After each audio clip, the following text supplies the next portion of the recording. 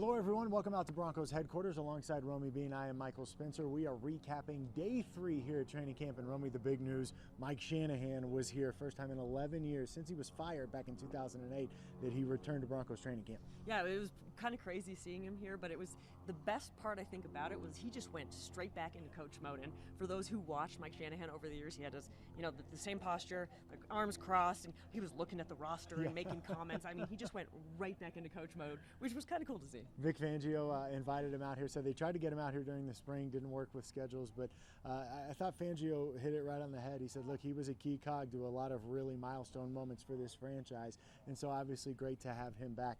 You and I were both asked separately who stood out today, and we both have the same answer. Former CU wide receiver Juwan Winfrey, I thought, had a really good day. Yeah, I mean, this cat, the Broncos traded up to draft him, and some people thought, that's kind of iffy why they trade up to draft him, but he is, stacking days upon days, and he got a great down the sideline catch from Drew Lock today, but he's really making a name for himself, so I think he could certainly earn himself a roster spot. We also had our first chance to talk to Dalton Reisner since training camp started.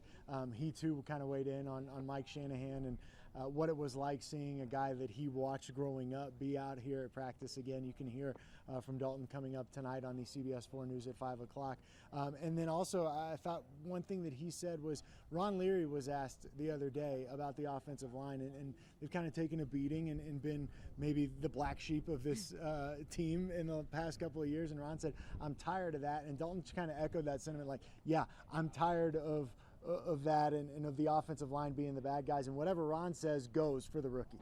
Right, and so, when you say that, I'm like thinking, I hope Ron Leary can stay healthy because we've been waiting for that since he arrived here, and we know he has such a veteran presence, but you also know with players, when they're not healthy, when they're not playing, they take a step back. So if he can be healthy throughout this year, I think that is going to be a huge factor in the offensive line. You can see how the guys flock to him, how they listen to him, and even to hear how he talks about Mike Munchak. There's so much respect in that room. So we, of course, have more coverage for you on CBSDenver.com. We'll be here at 5 and 10 o'clock tonight, of course, where you can see reports for those of you in the Denver area. And then don't forget, check out Ryan Green's vlogs. Fantastic stuff. I know a lot of people, if you're not in the area, want to get caught up on training camp, can't watch us on the news, you can check out Ryan's vlogs. Those are certainly entertaining as day 3 at training camp wraps up here. That's going to do it for us. Thanks so much for logging on to CBSDenver.com.